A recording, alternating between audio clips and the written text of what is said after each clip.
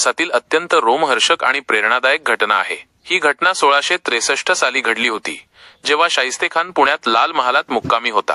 शाहिस्तेखानाची बोटे कापण्याची कथा।